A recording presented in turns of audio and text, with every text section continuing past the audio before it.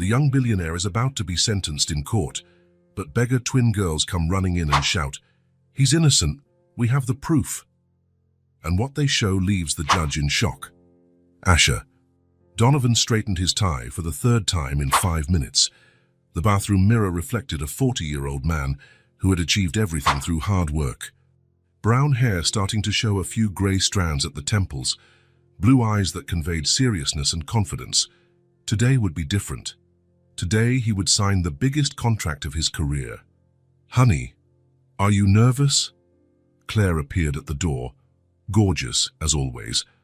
Her blonde hair fell perfectly over her shoulders, and that smile which had won his heart 15 years ago still made it skip a beat. "A little," Asher admitted, turning to face her. "It's a lot of responsibility."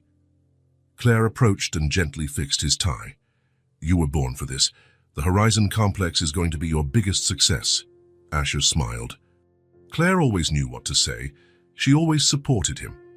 From his early years as a newly graduated civil engineer until now, running his own construction company, she had been by his side in every victory and every challenge. 500 housing units, he murmured, more to himself. 5,000 people who will have a decent home. "And you're going to make that happen," Claire said, kissing his cheek. "Now go, or you'll be late." The Donovan and Associates office was on the 12th floor of a building in the city center. Asher always liked to arrive early before the employees, to have a few minutes of silence to plan his day. But today, when the elevator doors opened, he found Elijah already waiting at reception. "Man, you've beaten my punctuality record," Asher laughed, greeting his best friend. Elijah Crane was his opposite in many ways. Where Asher was serious, Elijah was laid back. Where Asher preferred to analyze every detail, Elijah relied on intuition. But this difference complemented them perfectly. They had been friends since college and business partners for 8 years. "I couldn't sleep well," Elijah confessed, running his hand through his dark hair. "I keep thinking about how big this opportunity is." "Nervous too." "Excited." Elijah grinned in that contagious way he had. "We're going to make history, brother. A public project of this magnitude. The city trusts us completely." They entered Asher's office, which had a view of the entire city. From that height, they could see some of the projects they had already built together. Residential buildings, a shopping center, 2 schools, but nothing compared to what they were about to start. "Did you bring the final contracts?" Asher asked, sitting behind the desk. "All here." Elijah placed a black folder on the desk. "The city's attorney reviewed everything yesterday. It's perfect." Asher opened the folder and began flipping through the documents. There were many pages full of technical terms and legal clauses. His name appeared as the lead engineer, his company as the main contractor. The contract amount was highlighted in bold, $52 million. "Man," he murmured, still processing the figure. "It's a lot of money," Elijah agreed, sitting in the chair in front of the desk. "But it's also a huge responsibility. 500 families waiting for a home." As he read, Asher thought of the stories he knew, entire families living in tiny apartments, paying outrageous rents, honest people who worked hard but couldn't afford to buy their own place. The Horizon Complex would change that. 2- and 3-bedroom apartments, each with a balcony, a full recreation area, a school, and a health clinic within the development. "Is the land already cleared?" he asked. "Since last week. We started the cleanup on Monday." Asher pictured the empty lot turning into an entire neighborhood. Children playing on the playgrounds, families barbecuing on weekends, people going to work in the morning knowing they had a real home to return to. "We're building more than houses," he said, lifting his eyes from the papers. "We're building a future." Elijah smiled. "Exactly. That's why they picked us, because they know we do more than just meet a contract. We care." And it was true. Since they opened the company, they had always treated every project as though it were for themselves. Top quality materials, flawless finishes, deadlines met religiously. That's why they had the reputation they did. The phone rang. Asher answered. "Donovan and Associates." "Mr. Donovan, this is Janet from the mayor's office. He'd like to know if you can come by to sign the contract this morning at 11 o'clock. Asher looked at his watch. It was 9:30.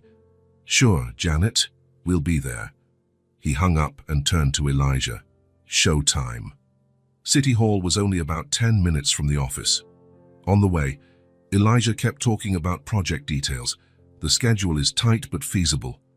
18 months to deliver everything. If we start strong, we can even get some stages ahead of time. How about the crew? I've already selected the best. Marcos will lead the structural part, Sandra will handle finishes, and Roberto coordinates all electrical and plumbing. Asher nodded. He had known them for years, competent and reliable professionals. They arrived at City Hall and were greeted by Janet, a friendly woman of about 60 who had worked there for decades. The mayor is finishing a meeting. Just a few minutes, she said, offering them coffee. Asher took the opportunity to review the contracts one more time. Everything seemed in order. Values, deadlines, technical specifications. His signature would turn those papers into reality. Gentlemen, you may come in, Janet called. The mayor's office was large and elegant. William Harrison was about 55, gray hair, a firm handshake. He was in his second term and had a reputation for being efficient and honest. Asher, it's a pleasure to see you again, Harrison smiled. And Elijah, of course. How are you? Very well, Mr. Mayor. Looking forward to getting started, Asher replied. I can imagine this project is extremely important for our city. It will benefit many families.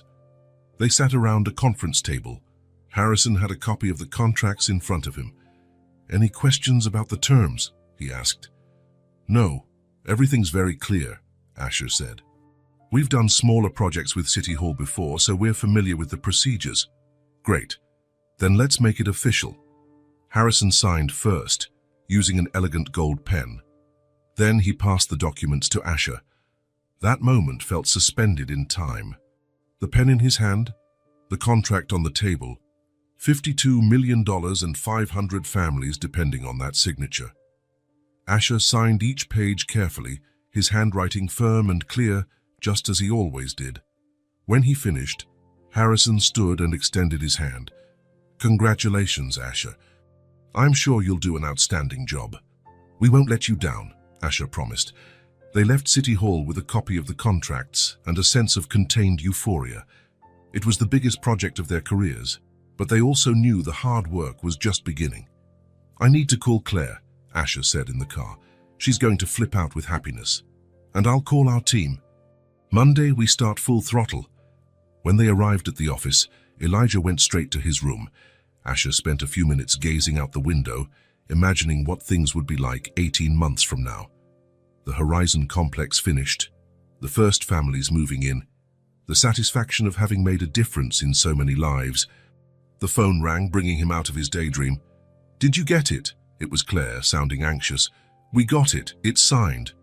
Oh, honey, I'm so proud of you. Asher smiled. Now comes the work. A lot of work. You can handle it. You both can. I have a meeting at 2, so I have to go. I love you. Love you too. After hanging up, Asher returned to the contracts. He wanted to review every clause again, understand all the details. That was how he worked. Meticulous, careful, always seeking perfection. A few minutes later, Elijah appeared at the door. Dude, I just talked to the cement supplier. They can start deliveries on Monday. Perfect. And the other materials? All arranged. Oh, and there are some documents here I need you to sign for the release of the first portion of the funds. Elijah placed a few papers on the desk. Asher skimmed them quickly. They looked like standard forms for releasing resources. Everything's in order. Just needs your signature, Elijah said. Asher grabbed the pen. He trusted his friend completely. 8 years in partnership, hundreds of contracts, and they'd never had a single problem. Elijah took good care of finances and bureaucracy, leaving Asher free to focus on engineering and execution. He signed the documents without hesitation. Done. When will the money come in? By Friday. Then we can start the heavy purchases. The rest of the afternoon flew by. Calls to suppliers, a meeting with the technical team, reviewing the first sketches of the construction site. When Asher finally left the office, it was already past 7 at night. Claire was waiting for him at home with a special dinner. Candles on the table, red wine, even background music. "We're celebrating," she said, beaming. Over dinner, they talked about the project. Claire asked smart questions about the schedule and technical challenges. She had always taken an interest in his work, even though it wasn't her field. "It's going to be tough," Asher admitted. 18 months is very little time for a project that big. But you two are the best. If anyone can pull it off, it's you guys. After dinner, they stayed on the back porch, looking up at the stars. Their home was in a quiet residential neighborhood, away from downtown noise. Asher loved those peaceful moments. "Do you know what makes me happiest?" he said to Claire. "It's not just the money or the prestige. It's knowing that we're going to change so many people's lives." Claire held his hand. "That's why I love you. You always think of others." On Monday, the Horizon Complex construction site was buzzing. Trucks arriving, equipment being unloaded, workers marking the ground. Asher arrived at 7 in the morning and observed all the hustle. Marcos, the structural engineer, approached with a clipboard in hand. "Boss, should we start the foundation for the first block today?" "Go ahead. How are the materials?" "Arriving on schedule. The first cement delivery is already here." Asher nodded, but something bothered him. The cement looked different from what they usually used, lighter in color, odd texture. "Marcos, what brand is this?" "Oh, Elijah changed the supplier, said he got a better price without losing quality." Asher frowned but said nothing. Elijah had always been good at negotiating. If he said it was good quality, it must be. Throughout the day, other materials arrived. Steel for the structures that looked thinner than usual. Bricks that crumbled easily. Sand with visible impurities. By late afternoon, Asher looked for Elijah in the office. "Dude, I visited the site today. Some materials worry me." Elijah didn't even raise his eyes from the computer. "Relax, brother. It's all within technical specs. I just got better prices." "Are you sure? The cement looked strange." "Are you sure?" "The cement looked strange. I checked everything personally. It's a new brand on the market, but the quality is guaranteed." Asher was still a bit uneasy, but decided to trust. Elijah had never let him down before. In the following weeks, the construction advanced quickly. Foundations laid, structures rising, first finishing touches being initiated. Everything was on schedule, yet Asher noticed small details that bothered him. Premature cracks in some walls, pipes leaking during tests, window frames that didn't fit perfectly. Whenever he asked questions, the answer was always the same. Normal issues on any construction site, nothing that couldn't be fixed. One night, driving home late from the site, Asher stopped at a red light and saw a homeless man begging. The man looked about 50, wearing dirty clothes, a tired expression. Asher rolled the window down and handed him some coins. "Thank you, sir. God bless you." "You're welcome. Things will get better." The man smiled. "I heard they're building some affordable housing nearby. I hope it's true." "It is true. It'll be ready in a few months." "It'd be a dream to have a little place of my own." Asher drove on, thinking about that man, and about all the other people awaiting the Horizon Complex. He couldn't fail them. He arrived home and found Claire watching television in the living room. "How was your day?" she asked, snuggling against him on the couch. "Busy, but we're still on track." "I'm so proud of you, of the work you're doing." Asher kissed the top of her head. "We're building more than houses, Claire. We're building a future." And he truly believed it. Even with his small worries about materials, even with the pressure of deadlines, he knew they were doing something important. 500 families would have a home. Children would grow up with dignity. People like that man at the traffic light would have a new chance. That was why it was all worth it. What Asher didn't know was that at that very moment, in discrete areas spread throughout the construction site, questionable materials were still being used, and that all his trust, all his good faith, was being exploited in a way he could never have imagined. Asher woke to the insistent sound of the doorbell.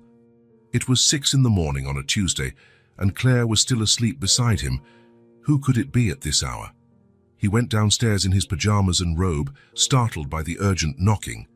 When he opened the door, he found two men in dark suits and a woman in a navy blue blazer. "Mr. Asher Donovan?" asked the taller man, flashing an ID badge. "I'm Detective Morrison. This is Detective Santos, and this is an accountant from the Controller's office." Asher's stomach sank. "What happened?"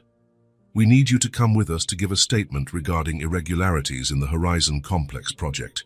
"Irregularities?" Asher felt the world tilt. "What kind of irregularities?" "Mr. Donovan, you're being accused of misappropriating public funds. Amounts totaling $8.5 million. The words echoed like a punch to the gut. $8.5 million. It was impossible. Completely impossible. "There must be a mistake," Asher said, his voice shaky.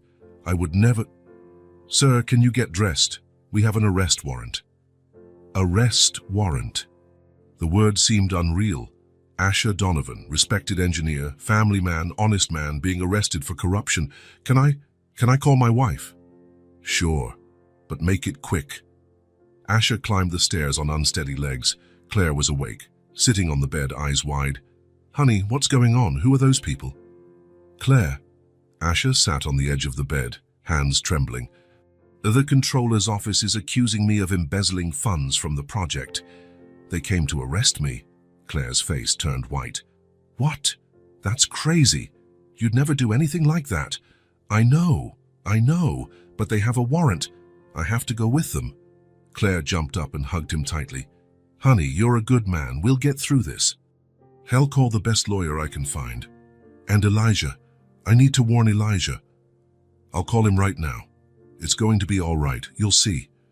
Asher dressed quickly, still trying to process what was happening. $8.5 million. Where had they gotten that number? He knew every cent that went in and out of the project.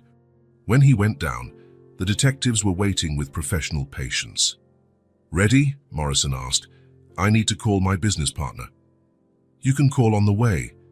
They left the house under the curious gaze of the neighbors. Asher had never felt so ashamed in his life. He got into the back of the squad car like a common criminal. On the way, his hands shaking, he called Elijah. "Brother, where are you? I tried calling you 3 times. Elijah answered, sounding worried.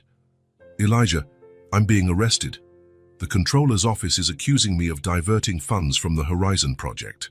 Silence on the other end. "Elijah, dude, this is insane. What money? You never stole anything.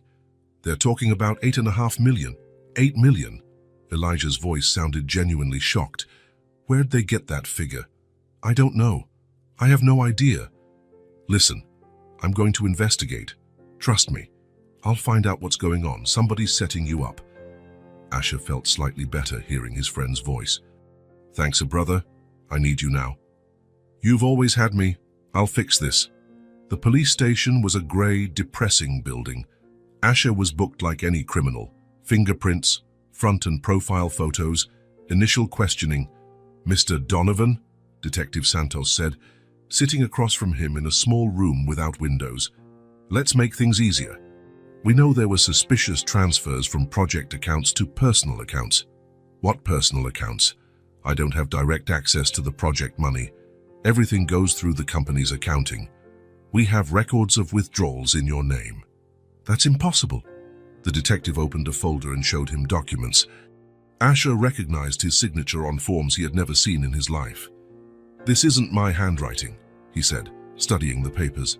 "It's your signature, Mr. Donovan." And it was perfectly identical. But Asher was absolutely certain he had never signed those documents. "Someone forged my signature." "Or you're lying." The interrogation lasted 3 hours. Questions about transfers, bank accounts, personal expenses. Asher answered everything truthfully, but he could see in the detective's eyes that they didn't believe him. When they finally led him to a cell, Asher felt lost. How had his life turned upside down in just a few hours? The cell was small and smelled of cheap disinfectant. 2 other detainees lay sleeping on iron bunks. Asher sat on the floor, leaning his head against the cold wall. He thought of Claire, probably frantic trying to find a lawyer. He thought of the Horizon complex, of the 500 families waiting for those homes. He thought of his reputation, built over 20 years, being destroyed in a single morning. At 2 in the afternoon, a guard came to get him. Visitor. Claire was in the visiting room, her eyes red from crying. She stood up when she saw him and ran to hug him. "Honey, how are you holding up?" "Confused. Scared. I don't understand any of this." They sat at a small white plastic table. Claire held his hands. "I got a lawyer. Robert Klein. He's expensive, but he's the best defense attorney in town." "Claire, I didn't do anything. You believe me, right?" Her eyes filled with tears. "Of course I believe you. You'd never do such a thing. Everyone who knows you knows that." "What about Elijah?" "He's beside himself. He spent the whole morning at the office reviewing all the financial documents. He said he's going to find out who set you up." Asher felt a surge of relief. Elijah had been his best friend for over 15 years. If anyone could help him, it was him. "Did he find anything?" "Not yet, but he promised he'd get the proof of your innocence." The visit lasted only 30 minutes. When Claire left, Asher returned to the cell feeling a bit stronger. He had people who believed in him, people who would fight for his freedom. The next night, Elijah came to see him. He looked tired and worried. "Dude, I've been through everything, every document, every transfer, every signature. And it's more complicated than we thought. Someone got access to your personal data, your signature pattern, the company's accounts." Asher frowned. "Someone on the inside." "Has to be. Only someone very close would have that information." The idea that an employee, someone he trusted, could do that was devastating. "Do you suspect anyone?" Elijah hesitated. "I don't want to accuse anyone yet, but I'm investigating. I'll find out who it was, brother. Trust me." "I trust you. You're the only person in the world I trust completely." Elijah lowered his eyes. "I'll get you out of here. I promise." When visiting hours ended, Asher returned to his cell filled with a mix of hope and despair. Hope because he knew Elijah would move heaven and earth to help him. Despair because every hour in jail was another hour of public humiliation. The media had already picked up the story. Respected engineer accused of corruption, multi-million-dollar embezzlement in housing project. The hidden face of the Horizon complex. His photo was splashed everywhere. Not the professional one from the company website, but the mugshot. Disheveled hair, lost look, inmate number on his chest. On the third day of detention, the lawyer got a custody hearing. Asher was brought to court in handcuffs, wearing an orange prison jumpsuit. The courtroom was packed. Journalists, onlookers, some people Asher recognized as former clients. Claire was in the front row with Elijah. The judge was a man around 60, grey hair, a stern expression. "Mr. Donovan, you stand accused of misappropriating public funds in the amount of $8,500,000. How do you plead?" "Not guilty, Your Honor. The prosecution has presented substantial evidence against the defendant," said the prosecutor, a young man in glasses. "Signatures on transfer documents, suspicious bank transactions, discrepancies between purchased materials and those actually used on the construction site." Klein, Asher's lawyer, Aaron rose. "Your Honor, my client is a respected engineer with a 20-year spotless career. The evidence presented is circumstantial and may have other explanations." The judge studied the documents for a few endless minutes. "Given the seriousness of the charges and the amount involved, I deny the request for provisional release. The defendant will remain in preventive custody until trial." Asher felt his world collapse. More time in prison, more humiliation, more suffering for Claire. As he was led back to the cells, he passed by Claire and Elijah in the hall. She cried silently, and he stood with clenched fists, face tense with anger. "Calm down, honey," Asher heard Elijah say to Claire. "We'll get him out of there, I promise." That night, lying on the hard bunk in his cell, Asher realized how naive he had been. He had always believed honesty and hard work were enough, that doing the right thing would protect him. Now he was learning the world was more complicated, that some people were willing to destroy innocent lives for money, that even an honest man could be turned into a criminal by others. But there was one thing he was sure of. Claire and Elijah were on his side. They knew the truth. They would fight for him. They were the only people in the world he could still trust completely. What Asher didn't know, as he tried to sleep in that cold, noisy cell, was that his trust was once again being betrayed. That the two most important people in his life were exactly those who had orchestrated his downfall. And that, at that very moment, on the other side of the city, they were celebrating the success of their cruel plan together. Maya woke up with her stomach rumbling. Next to her, under the bank's abandoned awning, Mel was still asleep, curled up like a kitten. It was 6 in the morning, and the city was starting to wake. The twins were 6 years old, their brown hair uncombed for weeks. They wore dirty, torn clothes, shoes so worn their toes poked through, but their brown eyes still shone with that childlike curiosity that even life on the streets couldn't extinguish. "Mel, wake up," Maya whispered, gently shaking her sister. Mel opened her eyes slowly. "I'm hungry." "Me too. Let's look for something to eat." They stood up and folded the piece of cardboard they used as a bed. It was important to keep it, because at night it got cold, and that bit of protection could mean the difference between sleeping or staying awake shivering. They walked through the empty downtown streets. Some shops were opening, but most were still closed. They passed a bakery where the smell of fresh bread made their stomachs growl even louder. "Could we ask for a roll?" Mel asked. "We tried yesterday. The man said he doesn't give anything for free." They kept walking until they reached a street with restaurants. That was where they usually found something in the trash, especially late in the afternoon when the leftover lunch food was thrown out. But it was morning, so the trash bins were empty. "Should we wait?" Mel asked. "That's too long. Let's check the Italian place." Bella Vista was an upscale restaurant on the corner. At night, it was always busy. Fancy cars parked out front, well-dressed people going in and out. Maya and Mel approached the dumpster in the back alley. They rummaged through plastic bags looking for any edible leftovers. "Maya, look!"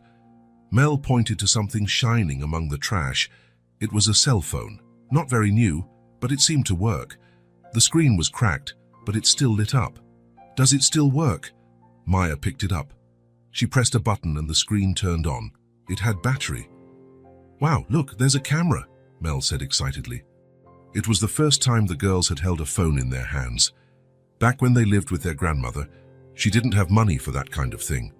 And since they'd been on the streets, such gadgets were an impossible luxury. "Let me see." Maya fiddled with the buttons until she found the camera. They started taking photos of each other. Mel made funny faces. Maya copied poses she'd seen in magazines tossed in the trash. They laughed for the first time in days. "Look, it also records video." Maya discovered the video function. They were filming themselves playing when they heard voices approaching. Instinctively, they hid behind a large dumpster. It was a reflex they had learned on the streets. Whenever adults came, it was safer to hide. 2 people came out the restaurant's back door, a blonde woman in high heels and a dark-haired man. They spoke quietly, but with the urgency of people who don't want to be overheard. Maya was still holding the phone, which was still recording without her realizing. "Everything's going according to plan," said the woman. "He signed everything without knowing." "Perfect," replied the man. "Just a few more transfers and we're out of here." Maya and Mel looked at each other, not understanding what they meant. But something about their voices was frightening. "Tomorrow we'll do the last transfer," the man said. "Then we just wait for him to get convicted and no one will ever suspect us." "I almost feel sorry for him," the woman said, but she was laughing. 5 years pretending I care about that idiot, and he never suspected a thing." They laughed quietly, like people sharing a dangerous secret. That's why it worked. "He trusts us both blindly."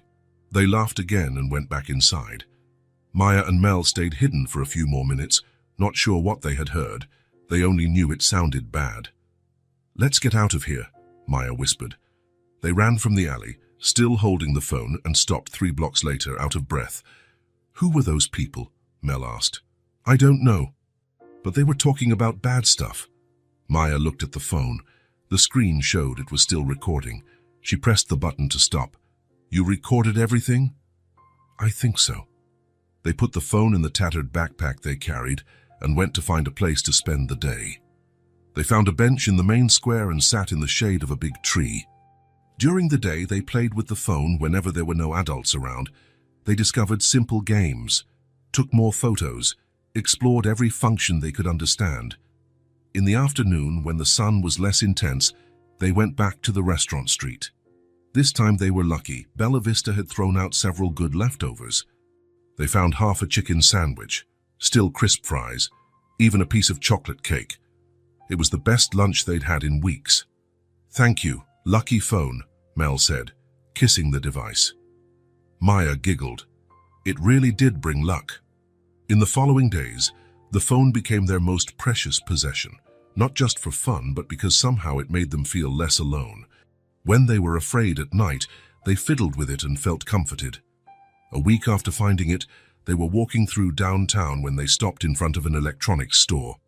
Several televisions in the display window were all tuned to the same news channel. "How cool," Mel said, pointing at the TVs.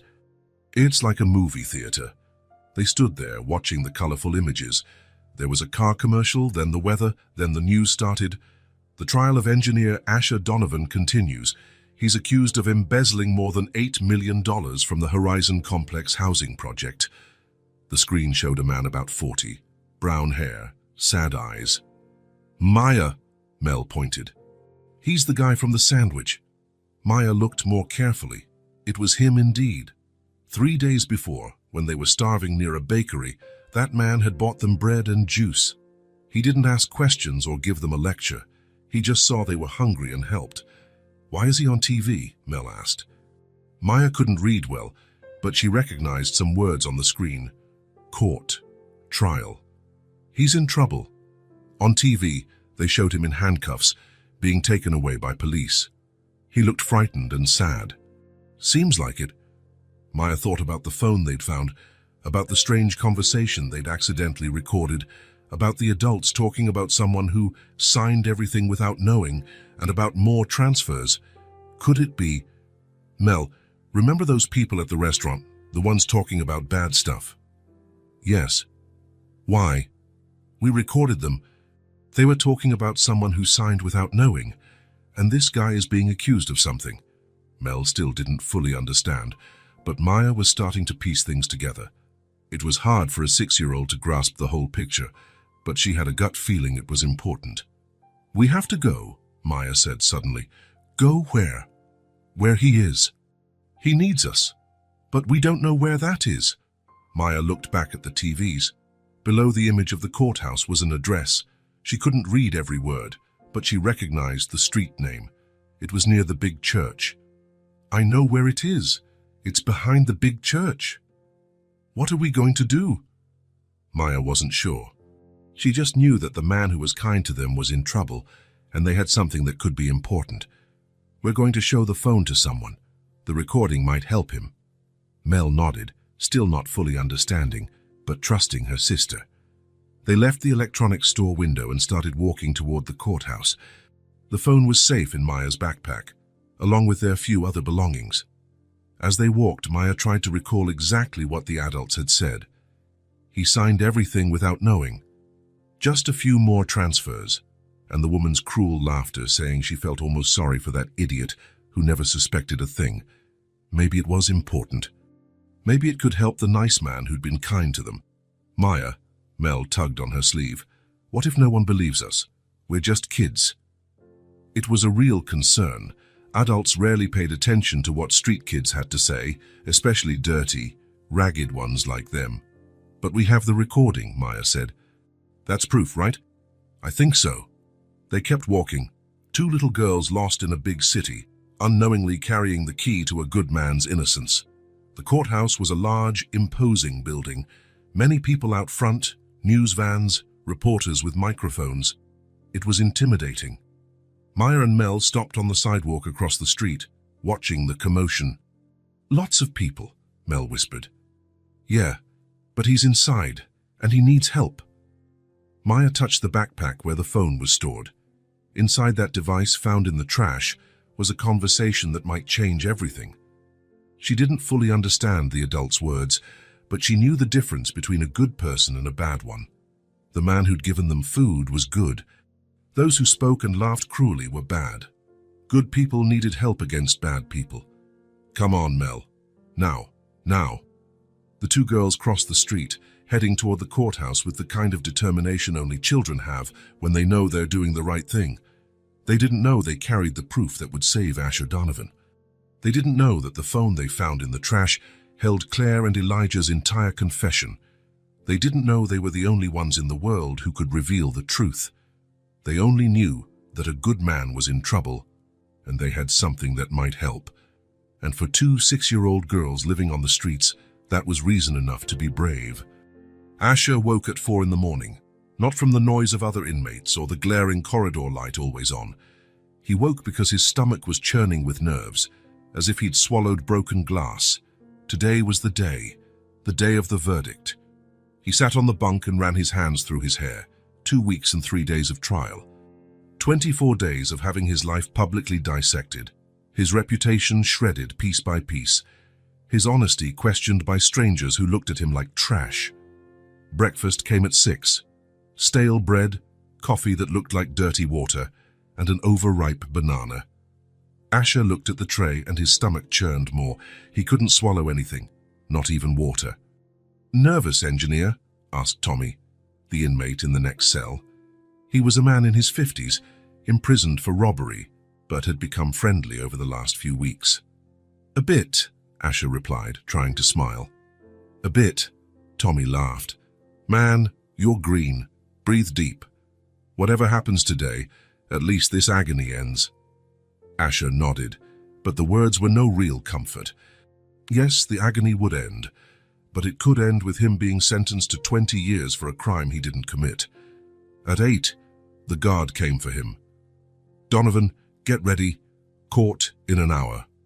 Asher put on the suit Claire had brought. It was navy blue, the same one he wore the day he signed the Horizon Complex contract. Back then it felt like a victory uniform. Now it felt like funeral attire. He looked at himself in the cracked cell mirror. The man staring back was a stranger, face too thin, dark circles like craters, hair that had gone partially grey overnight, 40 years old, but looking a decade older in a few weeks. His hands trembled as he tried to fix his tie. 2, 3, 4 tries until he managed a decent knot. "Calm," he murmured to himself. "Whatever happens, happens." But deep down, he knew his life hung on the next few hours. If he was found guilty, he would lose everything. The company, the house, his reputation.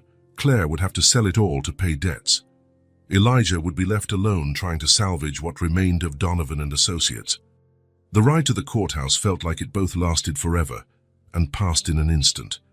Asher gazed out the squad car window, watching the city he helped build roll by in a blur. How many projects had he done here? How many families lived in houses he designed?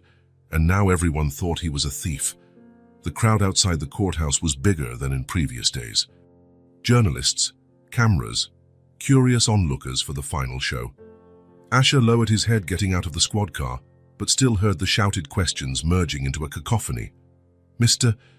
Donovan, how do you feel on verdict day? Will you confess if convicted? Any words for the 500 families left high and dry? Do you really believe you'll go free?" Klein, his lawyer, guided him firmly through the crowd. "Ignore everything, look straight ahead and keep walking." Inside the courtroom, the atmosphere was tense. The room was packed, people standing in the back. Asher felt hundreds of eyes on him, judging him, condemning him before the judge even spoke. In the front row, Claire sat beside Elijah. She wore an elegant black dress, like she was going to a funeral. Her eyes were puffy and red. When she saw him, she waved discreetly and tried to smile, but it came out crooked and painful. Elijah only gave a brief nod, his face serious, worried, but determined. He had been like that for the past months, promising to uncover the truth, to find the real culprit. At least Asher wasn't alone. Claire and Elijah had stood by him since day one. They were the only people in the world who still believed him. Judge Palmer entered at 9 on the dot. A tall, thin man, completely grey hair, known for tough sentences. Throughout the trial, Asher had tried to read his expressions to see if he believed in his innocence, But the judge's face was always an impenetrable mask. "Order in the courtroom," the bailiff announced. The silence was absolute. Asher could hear his own heartbeat pounding like war drums. "Mr. Asher Donovan, please stand to hear the verdict." Asher stood, legs trembling so hard he had to hold onto the table. Klein stood next to him, hand lightly on Asher's arm in support. Judge Palmer opened a thick folder and adjusted his glasses. The entire room seemed to hold its breath. "This court has carefully examined all evidence presented over these 2 weeks and 3 days of trial. We heard testimony from 23 witnesses, 5 experts, and reviewed more than 200 financial documents." Each word dropped like a stone in Asher's stomach. Evidence against the defendant includes signatures on fund transfer documents, bank transactions not satisfactorily explained, and significant discrepancies between the materials purchased and those actually used in building the Horizon complex. A pause that felt eternal. The defense has argued the possibility of forged documents and manipulated signatures, but failed to present concrete evidence supporting those allegations. Asher closed his eyes. This was the end. He could feel it. Considering the seriousness of the crimes, the substantial amount involved, and the negative impact on the families who depended on the housing project, the judge paused again, looking directly at Asher. "This court finds that..." Bang! The double doors at the back of the courtroom slammed open. 2 security guards tried to stop someone, but 2 small figures darted between their legs like lightning. "He's innocent. We have the proof." The high-pitched, desperate shouting of children echoed throughout the courtroom. Asher turned, completely confused, having no idea what was happening. 2 little girls, about 6, ran down the center aisle as if their lives depended on it. Brown hair flying, dirty, torn clothes, bare feet slapping on the polished marble floor. One held something above her head, an old cell phone. "Stop those kids immediately," the bailiff shouted, gesturing to the guards. But the girls were small, quick, utterly determined. They evaded 3 adults who tried to grab them and reached the front of the judge's bench before anyone could stop them. "We have the proof. He didn't do anything wrong," cried one, the girl holding the cracked phone like a sword. "Good man! Sandwich man!" yelled the other, pointing directly at Asher. "Order! Order in the courtroom!" Judge Palmer banged his gavel repeatedly, his face red with indignation. "Who are these children? How did they get in here?" Asher recognized them. They were the little girls he had bought food for 3 weeks ago, when he was still briefly out on bail. They'd been hungry outside a bakery downtown, and he couldn't just walk by. "Your Honor," Klein said, stepping forward, as shocked as everyone else. "I have no idea who these girls are, but perhaps we should hear what they have to say. They might have relevant information." "This is highly irregular, Your Honor," protested the prosecutor, standing indignantly. "We can't let the trial be interrupted by street children." "We heard the bad people talking," shouted the girl with the phone, ignoring the adults yelling around her.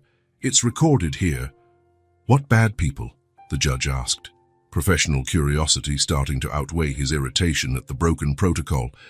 The girl fumbled nervously with the phone, her small fingers trembling.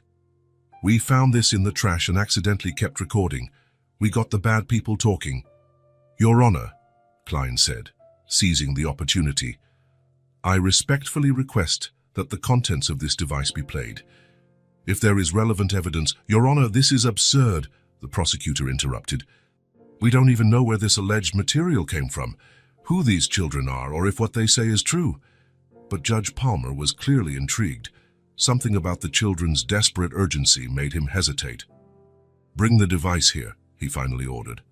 An officer approached the girls. The one holding the phone surrendered it reluctantly, whispering, "Don't break it, please." The officer connected the phone to the courtroom's sound system. The cracked screen showed a video file, 3 minutes and 47 seconds long. "Play the file," ordered the judge. The entire courtroom fell into absolute silence. At first, the audio was confusing. Children's voices playing, childish giggles, street noises, then an abrupt quiet, as if someone was hiding, and then adult voices approaching, crystal clear. "Everything's going according to plan. He signed everything without knowing." A chill ran down Ash's spine. He knew that voice. It was impossible, but he knew it. Perfect. Just a few more transfers and we'll disappear. The second voice made his blood run cold. It was Elijah, his best friend, his partner, the person he trusted most in the world. Tomorrow we'll do the last transfer.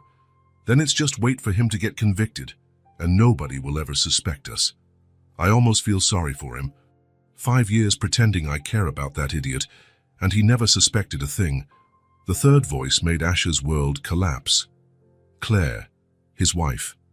The woman who cried for him every night, who said she believed in his innocence, who vowed she would fight for his freedom to the end. Quiet, cruel laughter echoed over the speakers. That's why it worked. Hay trusts us both blindly. The courtroom exploded. Murmurs, screams, people standing up. Asher felt his legs give out completely. Klein caught his arm so he wouldn't collapse. Claire was white as a sheet, eyes wide with terror. Elijah tried to stand as if to flee, but 2 guards were already closing in on him. Order! Judge Palmer slammed the gavel with all his might. I want this recording examined immediately. Summon the audio expert. The court's expert approached with his equipment. 5 minutes of analysis felt like 5 hours. Frequency tests, voice comparison, digital examination. Your Honor, the expert finally said, there's no sign of digital manipulation. The vocal frequencies match the known patterns of the individuals in question. The recording is authentic. Judge Palmer slowly turned to Claire and Elijah, who looked like petrified statues. Ms. Claire Donovan and Mr. Elijah Crane, stand up immediately. They rose like robots and faces drained of color. From the explicit confession recorded on this device, this court has irrefutable evidence of conspiracy to defraud public funds and falsely incriminate the defendant, Asher Donovan. A dramatic pause. Arrest Claire Donovan and Elijah Crane on charges of felony fraud, criminal conspiracy, and perjury. Total chaos erupted in the room. Journalists running, people shouting, guards moving around. Claire was handcuffed, sobbing hysterically, denying everything between sobs. Elijah tried to speak, but his voice was lost in the uproar. Asher dropped into his chair, covering his face with his hands. 15 years of friendship, 5 years of marriage, all a lie. The 2 people he trusted most in the world had coldly orchestrated his complete destruction. The tears came like a flood, held back for weeks. Tears of overwhelming relief at being free. Tears of deep pain at the brutal betrayal. Tears of endless gratitude for 2 courageous children who saved his life. When he finally managed to collect himself and look up, he searched for the girls. They were being questioned by social workers, but when they saw him, they ran over. Good man won't be sad anymore, one asked, her big eyes full of concern. Asher knelt on the courtroom floor and pulled them into a tight hug, not caring about the hundreds of cameras capturing every second. You, he said, voice choked. You saved me. The social workers approached, talking about protocols and procedures. Maya and Mel stepped back, suddenly scared by all the commotion around them. We gotta go, Maya whispered to Mel. Before Asher could say anything else, the 2 girls ran for the exit, disappearing into the crowd of journalists and onlookers. He stayed there on his knees in the courthouse, watching his saviors slip away. 2 abandoned kids, living on their own on the streets with nothing but each other, had given him back his life, his freedom, his dignity. And now they were gone, like apparitions that show up to work miracles and then vanish. It was the kind of miracle he had never believed in. But it had just happened, right in front of him. The key turned in the lock as though it were the first time. Asher pushed the door open slowly, half expecting the house to look different after so many days. But everything was just the same.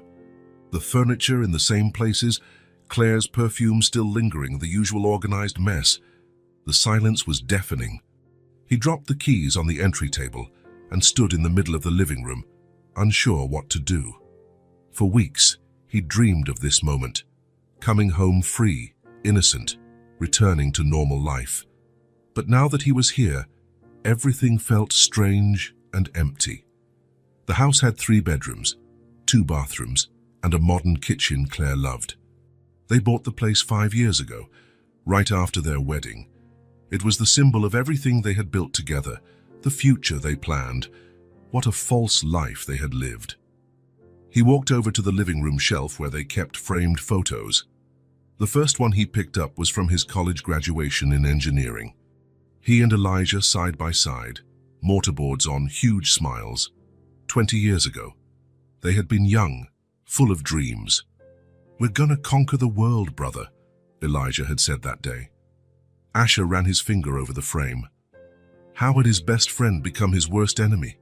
How could 15 years of friendship turn into a lie? He picked up another photo, the Donovan and Associates ribbon-cutting ceremony. He was cutting the red ribbon at their first office door, Elijah clapping beside him.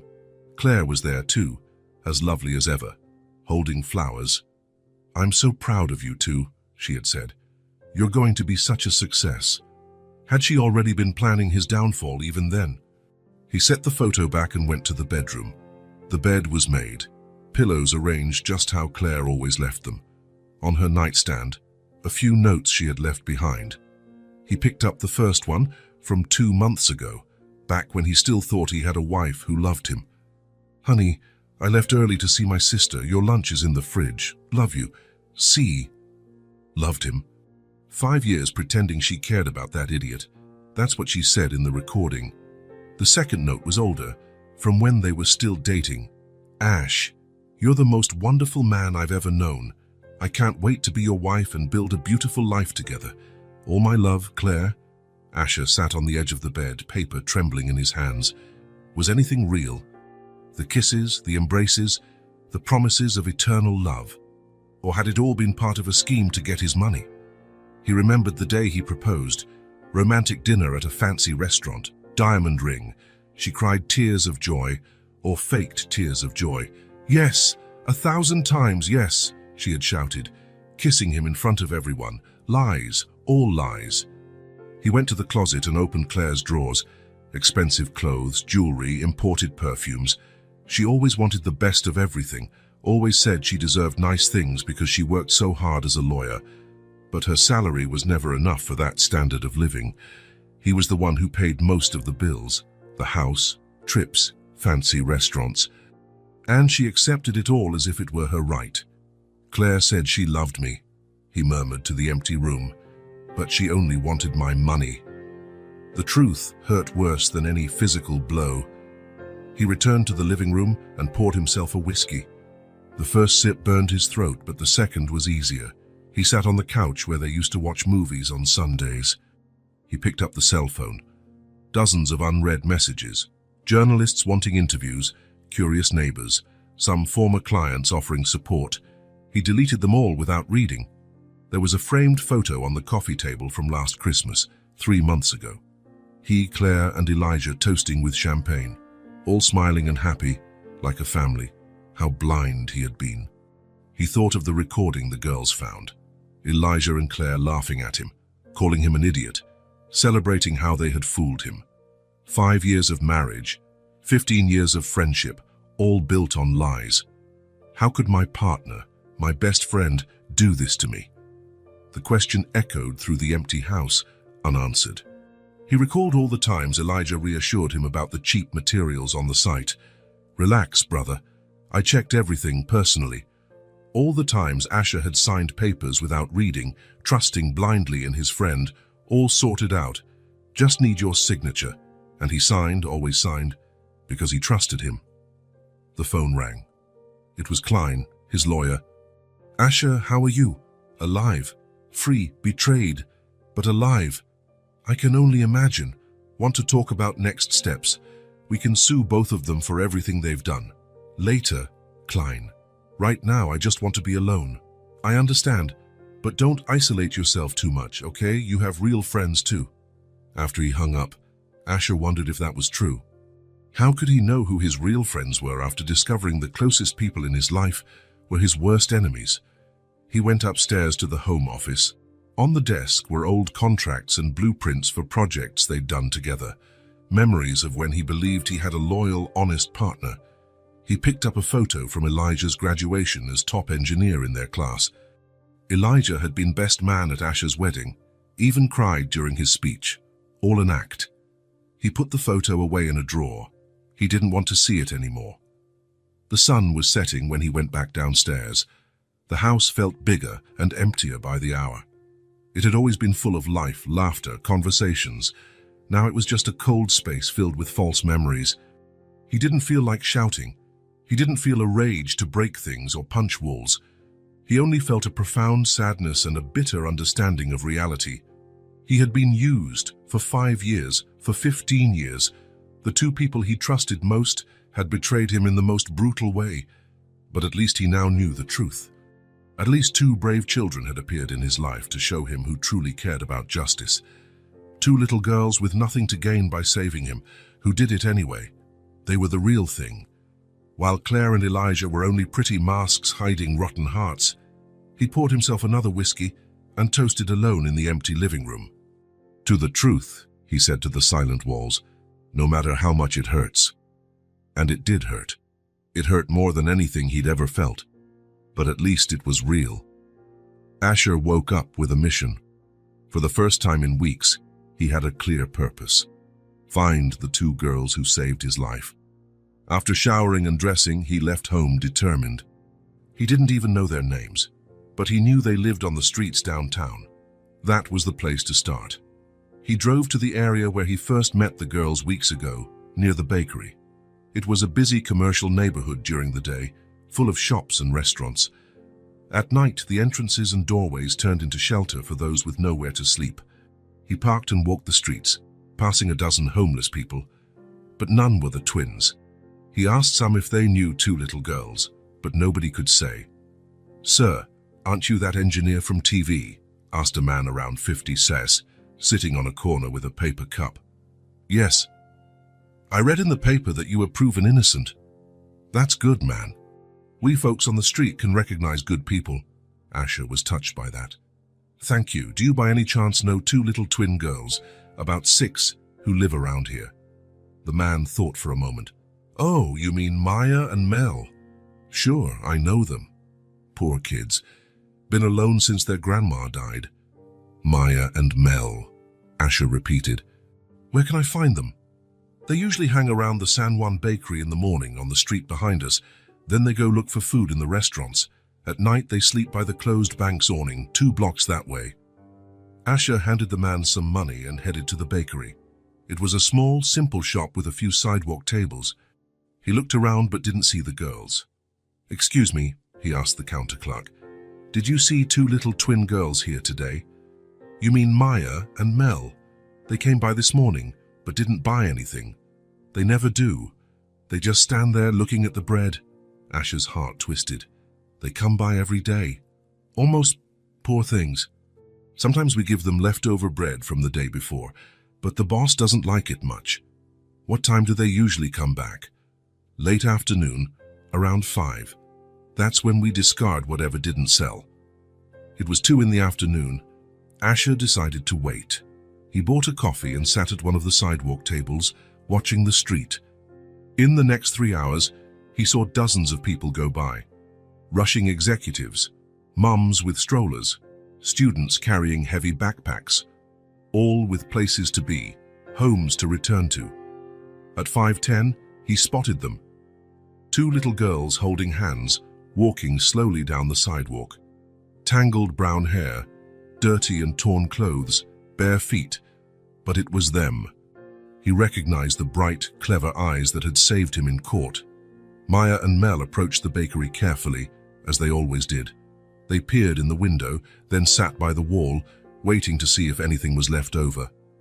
Asher got up and walked toward them. "Hello, girls." They looked up, alarmed, but when they recognized him, they smiled shyly. "It's the court man," Maya said. "The nice man," Mel added. Asher knelt on the sidewalk to be at their eye level. "You saved my life. I don't even know how to thank you." "We just showed what was on the phone," Maya said, shrugging. "You did much more than that. You gave me back my life." Asher took a deep breath. "I want to repay you. How about starting with a meal? I'd like to get to know you better." The girls exchanged glances. They were clearly hungry, but also wary. Life on the streets had taught them caution with adults. "Just a meal," Mel asked. Just a meal. You choose where. Maya pointed to a burger place across the street. It looked simple but clean and welcoming. They have tasty hamburgers. We've seen them through the window. Then let's go. They crossed the street together. Asher noticed how people stared at them. A well-dressed man with two obviously homeless children. Some looks were curious, some judgmental. They sat at a back table. The girls sat side by side, still a bit intimidated. Order whatever you like, Asher said, handing them menus. Maya and Mel looked at the options with wide eyes. It was clear they rarely got to choose their food. Can I get a burger with fries? Maya asked timidly.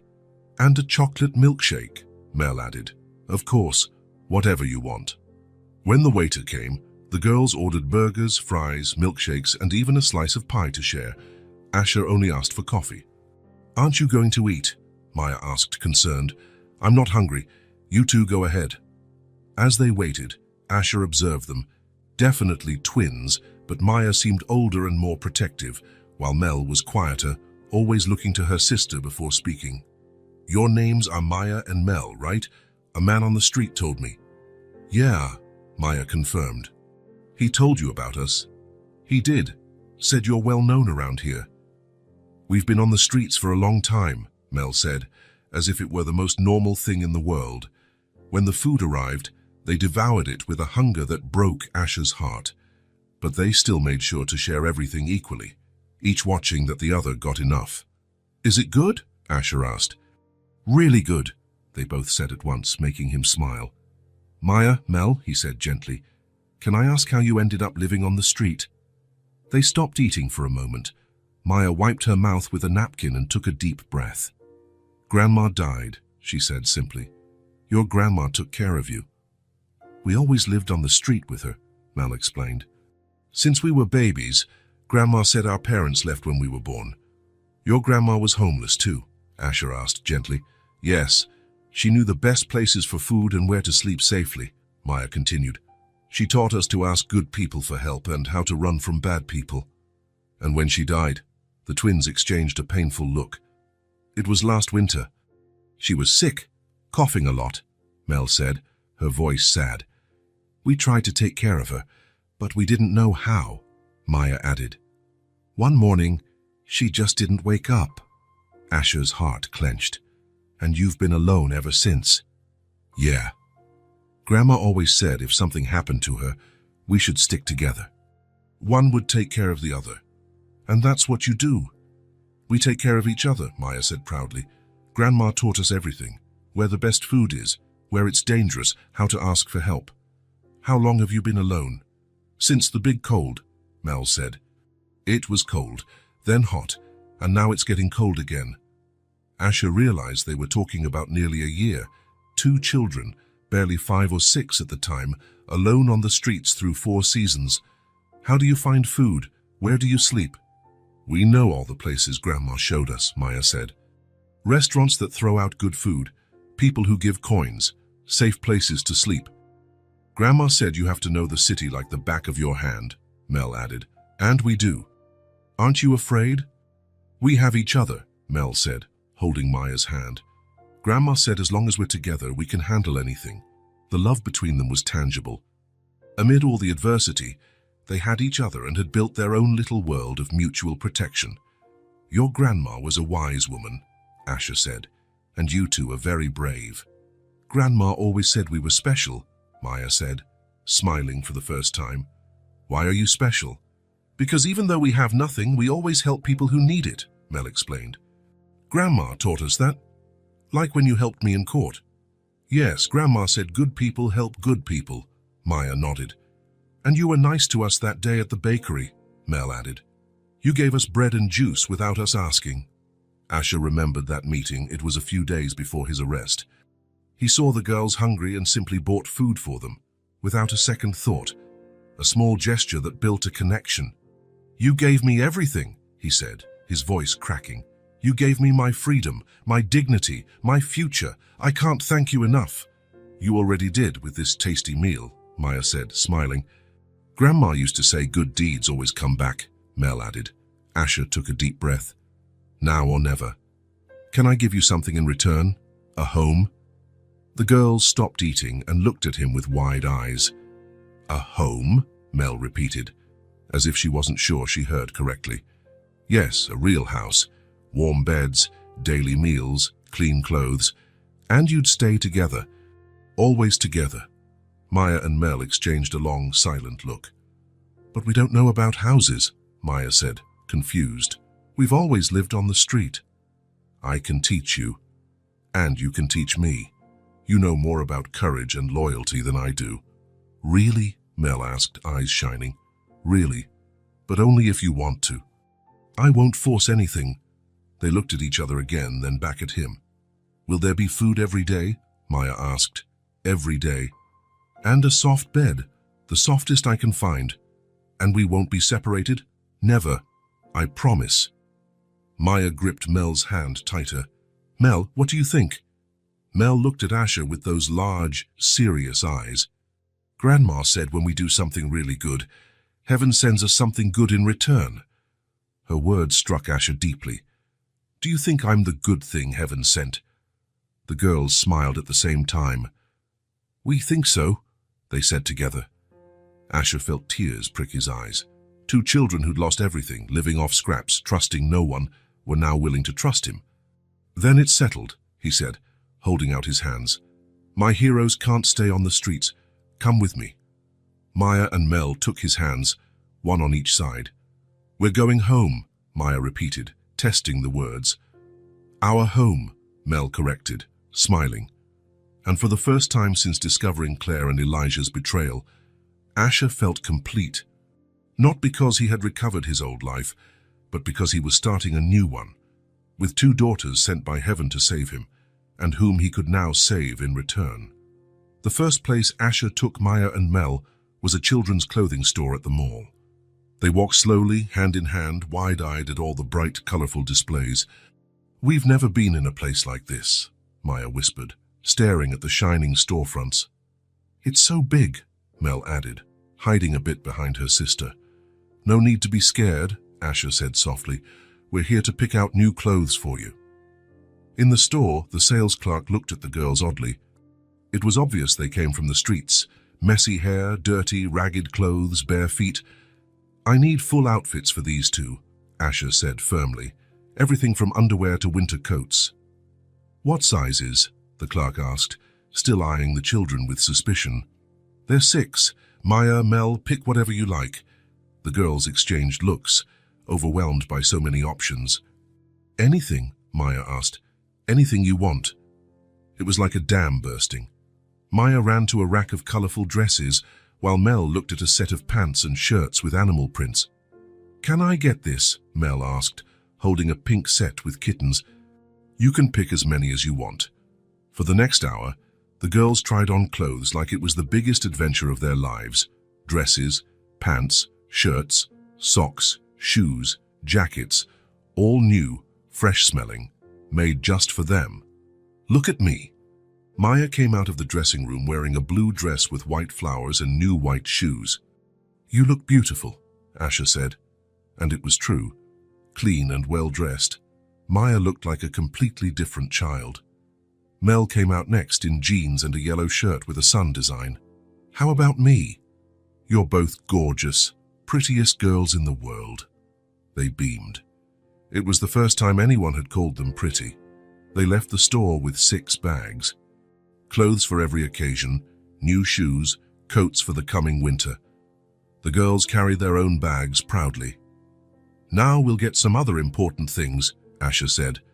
In the toy store, their reaction was even stronger. It was like they'd stepped into paradise. So many toys, Mel murmured, spinning around to see everything. Pick whatever you want, Asher said. Maya went straight for a blonde doll in a pink dress. She looks like a princess. Mel was drawn to a giant set of colored pencils.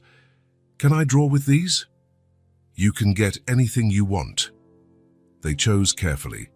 Dolls, colored pencils, coloring books, jigsaw toys, some stuffed animals. They didn't grab everything, only what truly caught their eye. You don't want more? Asher asked. We don't need a lot, Maya explained. Grandma always said the important thing is to have enough, not too much. The wisdom of that 6-year-old child impressed Asher again. When they finally arrived home, it was late afternoon. The girls stood at the entrance, curious about everything. "It's huge," Mel commented. "And pretty," Maya added. "Come on, I want to show you something." Asher led them down the hall to 2 doors side by side. "These will be your rooms." He opened the first door. It had been his home office, but he'd quickly transformed it that afternoon. A twin bed with a pink comforter, soft pillows, a small shelf for books and toys. "This one's mine?" Maya asked in disbelief. "Yes, it's yours." He opened the second door, an identical room, but with a light blue comforter. "And this one's mine," Mel whispered. "Yours, but check this out." Asher showed them a door connecting the 2 rooms. "If you want to be together, just open this door. If you'd rather sleep apart, you can close it." "You decide." The girls ran back and forth between the rooms, testing the beds, touching the soft comforters, opening and closing the connecting door. "These are the softest beds ever," Maya said, flopping down. "And so warm." Mel did the same. "Now you can take a nice bath and put on your new clothes. Then we'll have dinner together." Bath time was a whole new adventure. The girls had never seen a bathtub before, never felt hot water from a faucet, never used sweet-smelling shampoo, never had fluffy towels. Asher heard them laughing and talking excitedly for almost an hour. When they emerged, they were unrecognizable. Clean, shiny hair, pink cheeks, wearing new clothes. They looked like 2 little princesses. "So you look beautiful," Asher said, touched. "And we smell good," Maya giggled. "And we're all clean," Mel added. During dinner, they ate heartily but politely. Their grandmother had taught them good manners, even on the street. "Is it good?" Asher asked. "Very. You're a good cook," Maya praised. "Thanks. Tomorrow you can help me cook if you want." "We can," Mel asked and excited. "Sure, this is your home now." After dinner, they settled in the living room. Asher had bought paper and colored pencils just for this moment. Maya and Mel sat on the big couch, each with a sheet of paper, drawing intently. Asher went to the kitchen to make fresh orange juice for them. When he returned with the glasses, he watched them drawing. Maya was making a house with a family of 3 in front. Mel was drawing colorful flowers and a smiling sun. "Nice drawings," he said, handing over the juice. "Thanks," Maya replied without lifting her eyes. Asher sat in an armchair, just observing. It was amazing how their presence transformed the house. There was life, quiet laughter, and whispered conversations between them. "Asher," Maya said suddenly, looking up. "Yes. Do you have kids?" The question caught him off guard. "No. I was married to Claire, but I'm filing for divorce." "Why are you getting divorced?" Mel asked, curious. "Because I found out she didn't really love me." "She tricked me." "Like we tricked you in court?" Maya asked, confused. No, you saved my life. Claire did the opposite. She tried to destroy it." The girls looked at each other, processing that. "So now you have no family?" Mel asked. "I have you," Asher answered without hesitation. "And we have you," Maya smiled. "Exactly." Mel put down her pencil and got up from the couch, climbing into Asher's lap. "Can I call you Dad?"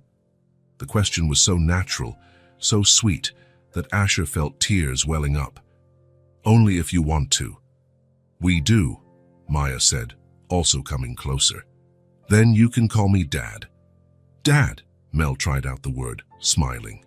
"Daddy," Maya tested a variation. "Whatever you prefer to call me." Both nestled against him, Mel on his lap, Maya leaning on the arm of the chair. "Dad," Mel said again, "are we going to live here forever?" "If you want." "We do," they said in unison. They stayed like that for a while, just enjoying the moment. It was the first time in months that Asher felt truly at peace, and the first time in their lives that Maya and Mel felt truly safe. "Should we play something?" Maya suggested. "What do you want to play?" "We don't know many games," Mel admitted. "Then I'll teach you." Asher taught them simple games like rock, paper, scissors. They learned quickly and soon were laughing, competing with each other. "Dad, you lost again." Maya laughed after winning for the 5th time. You two are too clever, Asher laughed as well. It was amazing how the house had changed. Where there had been silence and sadness, there was now laughter and conversation. Where there was emptiness, now there was life. By 9, the girls were yawning. I think it's bedtime, Asher said. Already? Mel pouted. We'll play more tomorrow, now you need rest. He walked them to their new rooms. Maya chose to sleep in her own bed, but left the connecting door open so she could talk to Mel. Good night, Maya, Asher said, kissing her forehead. Good night, Daddy. In the other room, he tucked Mel in as well. Good night, Mel. Daddy, she said, holding his hand, thank you for giving us a home. Thank you for giving me a family. When Asher went back downstairs, the house was silent again. But it was a different silence, no longer the empty loneliness. It was the comforting quiet of a home where loved ones slept safe and sound.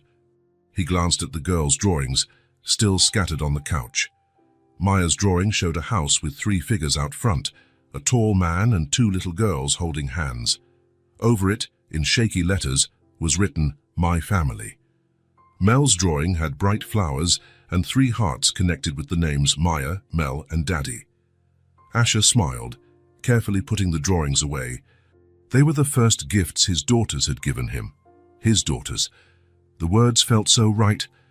2 little girls who had saved his life were now asleep in warm beds, full bellies, happy hearts, and he, who had lost everything he thought he had now gained everything that truly mattered. A real family, built on genuine love, not on lies and self-interest. For the first time in years, Asher's house was filled with life, laughter, and hope, and that was worth more than all the money in the world. Asher parked in front of the Donovan and Associates building for the first time in almost 2 months. The building looked smaller than he remembered, more ordinary. Funny how perspective changes when your life is turned upside down. He rode the elevator to the 12th floor, a ride he knew by heart. Each floor reminded him of memories, important meetings, signed contracts, shared dreams with Elijah. Now it all felt like part of another life. When the doors opened, he saw Sandra, the receptionist, organizing some papers at her desk. Mr. Asher, she exclaimed, standing quickly. It's so good to see you back. Hi, Sandra. How are things here? Complicated, to be honest. After everything that happened, well, a lot of projects were cancelled. Clients got scared. Asher nodded. It was expected. Corruption scandals scare away clients, even if you're proven innocent later. How many employees are left? About 15. Marcos is still handling the remaining projects. Most of the finance team had to be let go. I understand. I'll take a look at things. He walked through the office he had helped build. A few empty desks, others with staff who looked at him with relief and curiosity. He greeted each one, thanked them for staying through the crisis. His personal office was exactly as he'd left it. Plants watered by Sandra, papers organized, the city view out the window. But Elijah's chair opposite his desk was empty, likely forever. He sat down and turned on his computer. Dozens of emails, pending contracts, spreadsheets to review. Work was work, and he needed to understand the company's real situation. Late that morning, Marcos came in to report on current projects. Boss, we've managed to keep 3 projects. The residential building in the north side, the municipal hospital renovation, and a small commercial office. What about the Horizon complex? Completely shut down. City Hall cancelled the contract after the scandal. They're looking for a new firm. Asher sighed. It was inevitable, but still painful. That project had meant so much to him. All right, Marcos, we'll work with what we have. Are you reopening the company? Yes, slowly, but yes, we have a reputation to rebuild. You can count on me, boss. I always knew you were innocent. After Marcos left, Asher spent the day reviewing old contracts, trying to see how Elijah had managed to embezzle so much money without Asher noticing. It was humiliating to realize how naive he had been. Around noon, there was a knock on his door. Come in. It was Roberto, the electrical engineer who had worked at the company for 5 years. He came in hesitantly, seeming nervous. Mr. Asher, can I talk to you? Of course, Roberto, have a seat. He perched on the edge of the chair, clearly uncomfortable. It's about what happened with Mr. Elijah and Miss Claire. Asher frowned. What about them? I saw some things, but I was scared to speak up back then. What kind of things? Roberto swallowed hard. You know I often work late, right? Sometimes till 9 or 10 at night, finishing projects. Yes, you've always been dedicated. One night, about 6 months ago, I forgot my wallet here. I came back around 11. Thought nobody was here, but I saw lights on in the back storage area. Asher leaned forward. The storage area was where they kept materials for smaller projects. Then what?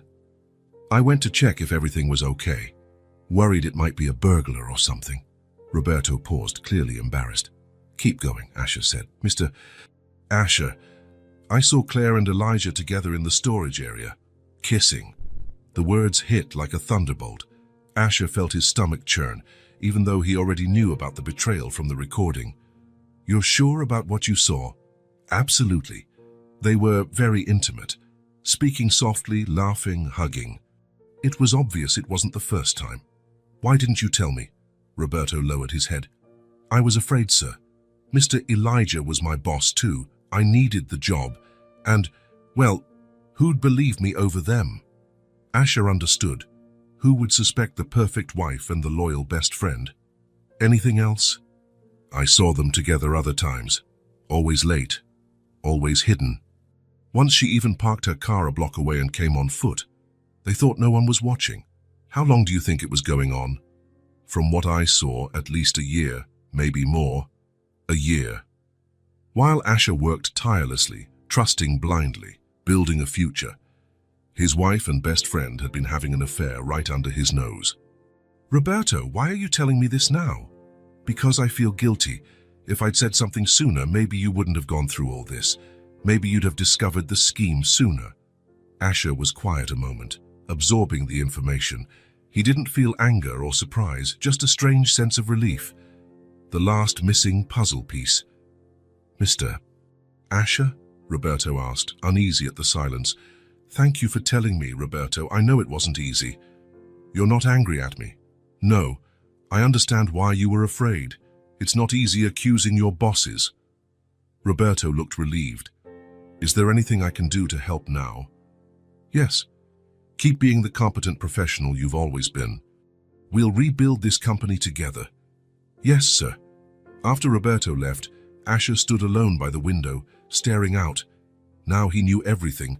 The betrayal wasn't just financial, it was complete. Claire and Elijah hadn't just stolen his money. They'd mocked his feelings, laughed at his trust. He picked up the phone to call Klein, his lawyer. Klein, it's Asher. I want to speed up the divorce process. Something happened. I just found out the betrayal was deeper than we thought. Claire and Elijah had an affair for at least a year. That complicates their situation and makes ours easier. I'll include adultery in the divorce terms. Do whatever you need, whatever. I just want this over. After hanging up, Asher leaned back in his chair and exhaled. He felt oddly calm. Months ago, discovering the affair would have devastated him. Now it was just another detail in a story whose ending he already knew. The truth was liberating, even when it hurt. He looked at a photo of Maya and Mel on his desk, taken that morning. They were at the park the previous Sunday, smiling at the camera, each holding an ice cream. His daughters, his real family. Claire might have faked love for 5 years. Elijah might have faked friendship for 15. But the love he shared with those girls, and they with him, was real, pure, with no hidden motives. He turned back to the contracts and spreadsheets. He had a business to rebuild, a reputation to restore, a future to construct. It wouldn't be easy, but it was possible. Most importantly, now he knew the whole truth. No more surprises, no more hidden betrayals from those close to him. He grabbed a pen and began making notes, plans for new projects, strategies to regain clients, ideas to show Donovan and Associates was back. Alone this time, but free. Free from lies, betrayal, and false people. Free to be the father Maya and Mel deserved. Free to build something true. "Now I know everything," he murmured, jotting down a priority list, "and now I can move on." For the first time in months, moving forward not only felt possible, it felt exciting. The future was in his hands.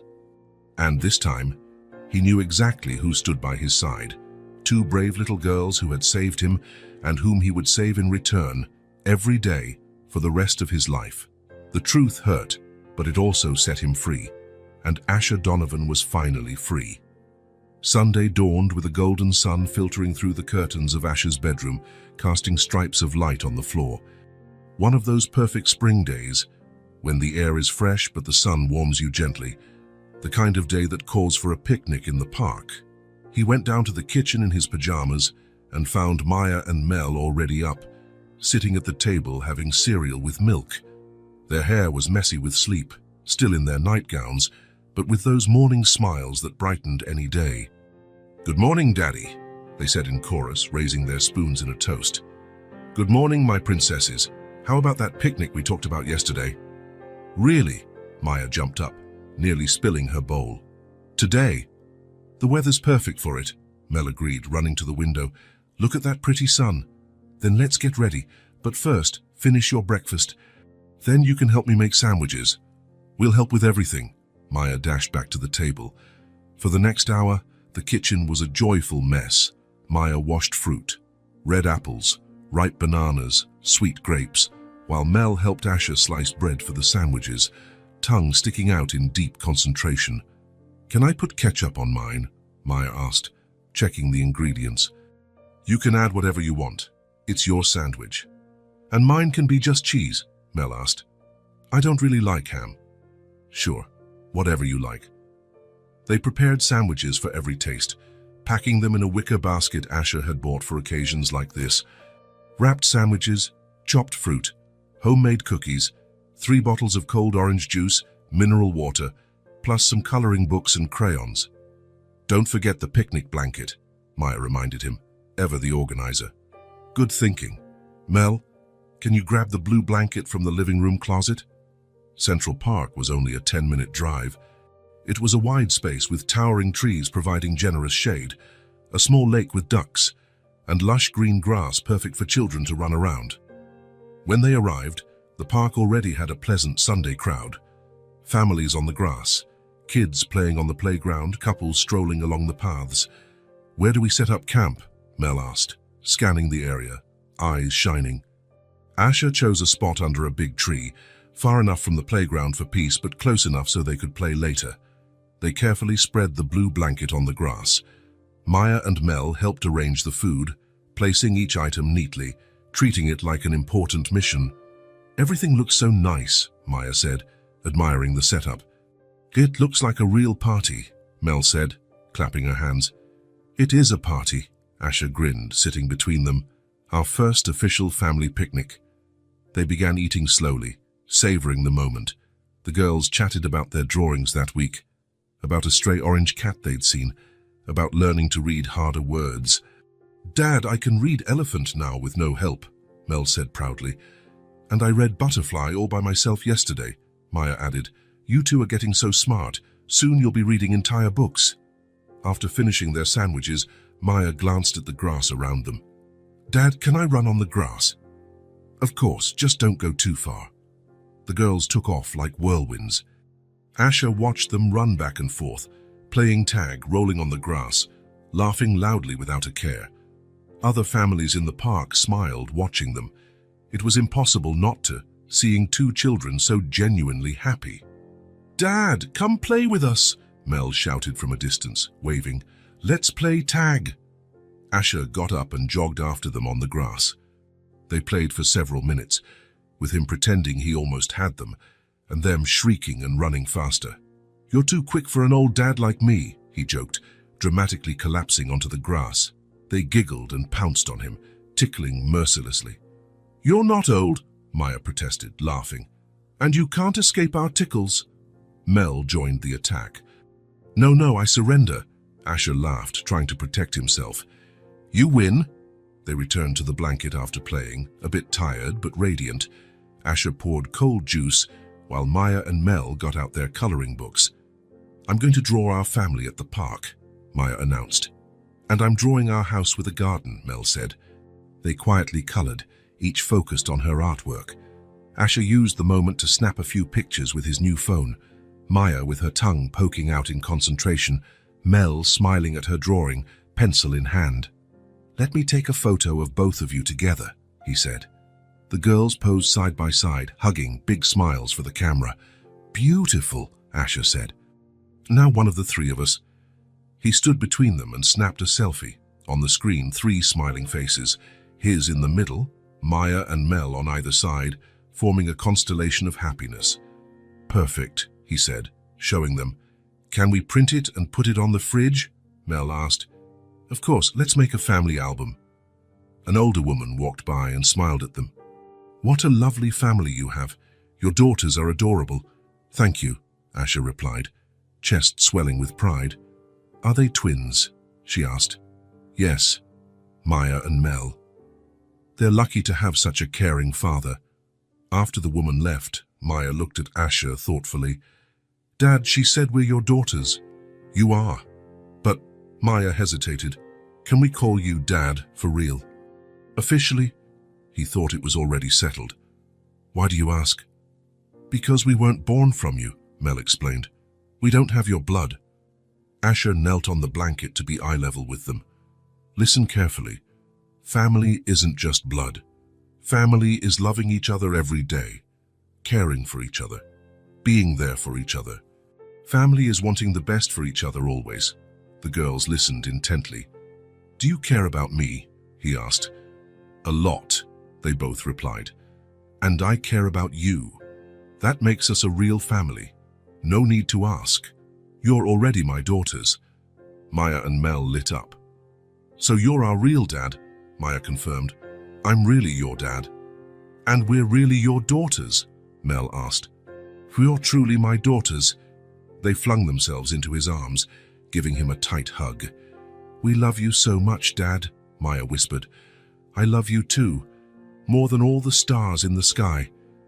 They stayed there, hugging, in a perfect moment.